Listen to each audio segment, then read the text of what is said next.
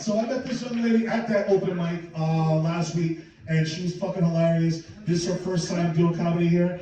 Hi, how you doing? She's looking for a seat. Hi.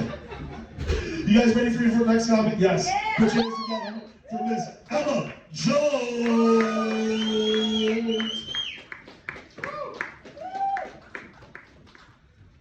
My parents are super cool, which, by the way, if you're trying to meet somebody, you can have that line for free. My dad, he was in a bunch of punk rock bands in the 80s. He skated with Tony Hawk once. My mom has sworn before. But because they're so cool, it was really hard to have my rebellious phase as a teenager. I couldn't go the route of listening to like death metal, because the first time I listened to death metal, my father locked me in a car and forced me to listen to it. I had to resort to One Direction. It's really hard to try and be an angsty teen with What Makes You Beautiful blasting in the background. I tried to dye my hair. My mom helped me, and my dad said he was jealous that I could do that because I didn't have a job.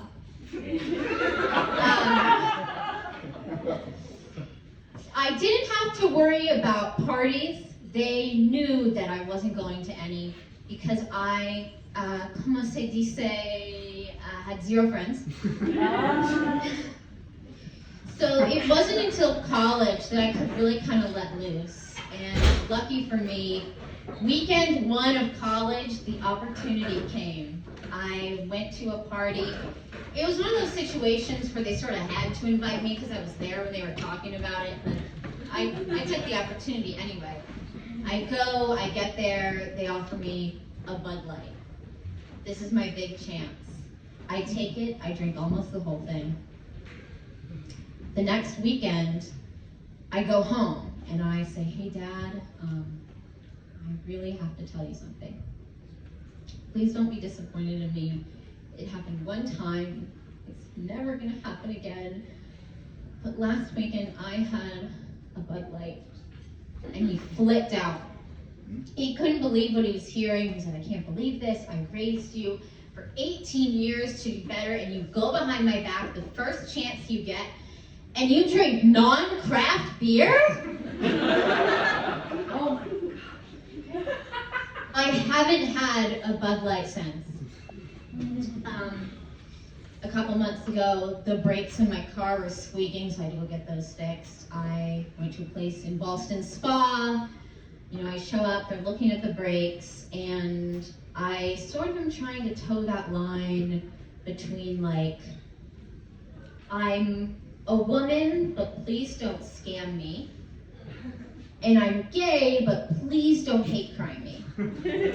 So I'm kind of doing like the straight guy walk, and you sort of...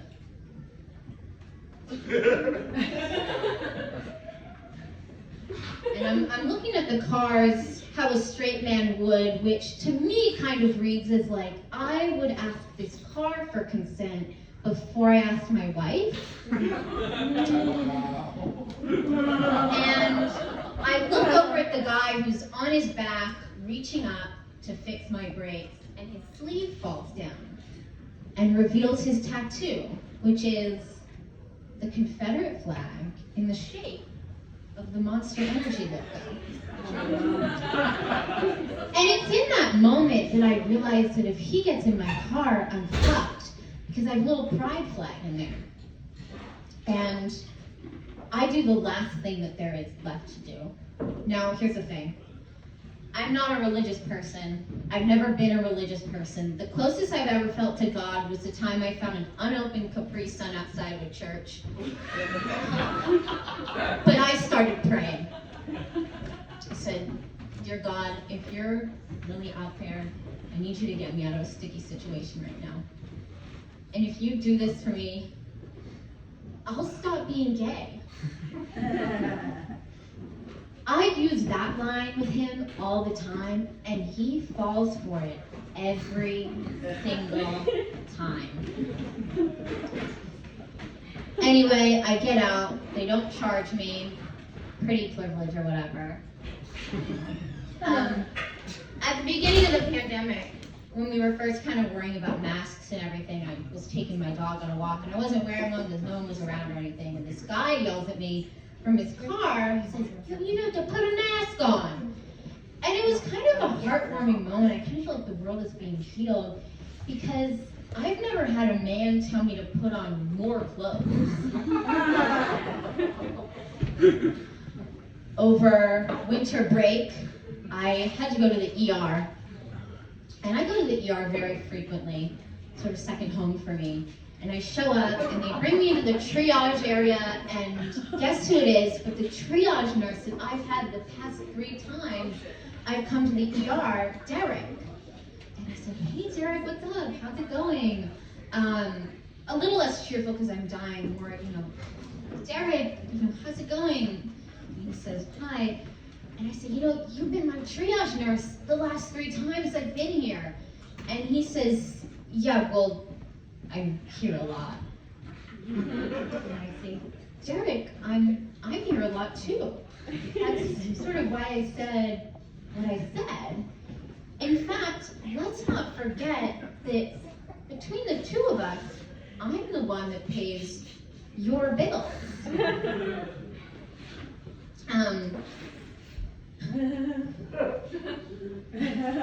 I think I have a problem.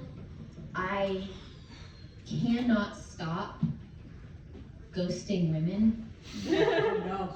It's happened twice in the past few weeks. The first time, this girl slides into my TikTok DMs, which there is not a more embarrassing place to meet a woman. Even if she kidnapped me and I developed Stockholm Syndrome, it would have been nice that we met in person at least. Anyway, I had to ghost her because she lived in Cleveland, Ohio, and no one good has come out of Cleveland, Ohio, except for Kit the American Girl doll. And she was a little below my pay grade attractiveness-wise. I forgot the second woman.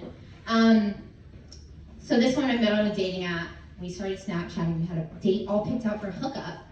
And I sent her a picture of my dog. She says, Kitty. I say, girl, that's a dog. She says, a wolf. I had to stop responding because I don't know if any of you know this, but stupidity is actually considered an STD. And I've already dropped out of school twice. I cannot afford to do it a 3rd time. New Love is Blind season is out. Who's excited? Who's a reality TV fan? Yeah. I'm a little bit disappointed because, first season, it's 30 of the hottest people you've ever seen in your life. And it's the same thing for this season. I think what they should do is kind of switch it up. They should have some really attractive people, and then like some of me. So, they're waiting to meet the person that they've been talking to for days, and they haven't seen, when they see them, they'll love them no matter what they look like, and the door is open, and it's a Christmas elf. A little St. Patrick's Day leprechaun, a little Valentine's Day Cupid. There's a lot of holiday mascots that are little people, I'm realizing. I recently found out that I can't have kids. I'm not infertile, it'll just kill me.